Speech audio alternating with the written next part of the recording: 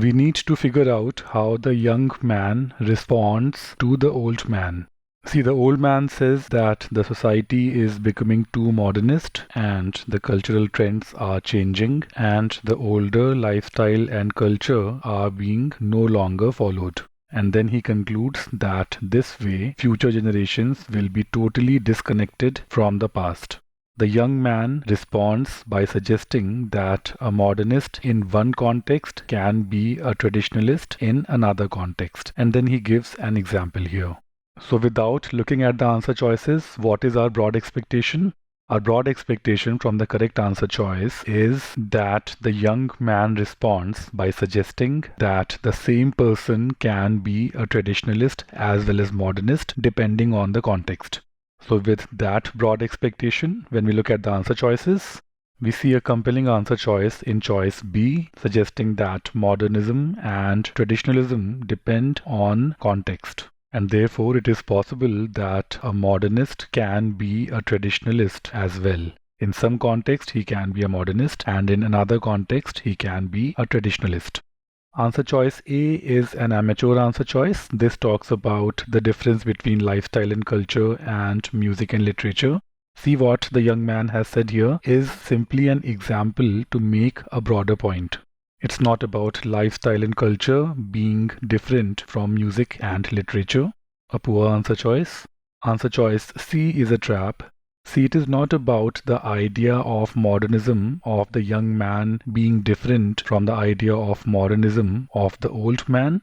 It's not about how the two individuals perceive modernism. It is about whether modernism and traditionalism can coexist. The young man suggests that the two can coexist. The same person can be a modernist in one context and a traditionalist in another context. Choice C should be eliminated. No, the young man does not suggest that the old man's observations are biased. Be very careful when you see such strong emotions in an answer choice. Biased. See, nowhere in this argument the young man has suggested any bias. D is a very poor answer choice. Choice E is a big trap.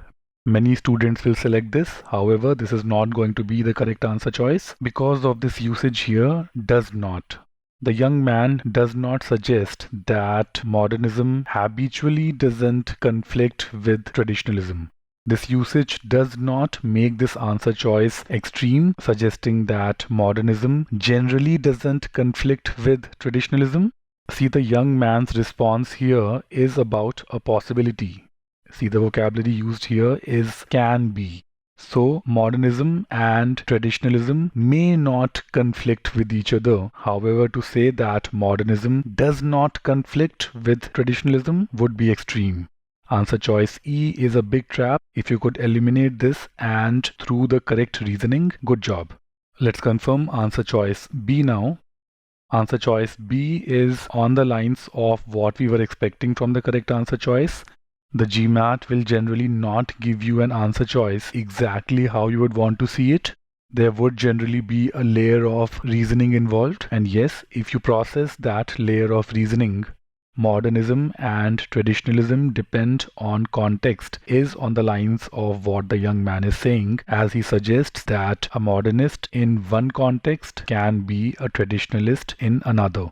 So yes, modernism and traditionalism depend on context. The key phrase here is depend on context. This is another clue here. Answer choice E, which is going to be the second most popular answer choice here, does not talk about context. This goes into the extreme, suggesting that modernism generally does not conflict with traditionalism. B and E are two close answer choices. B wins.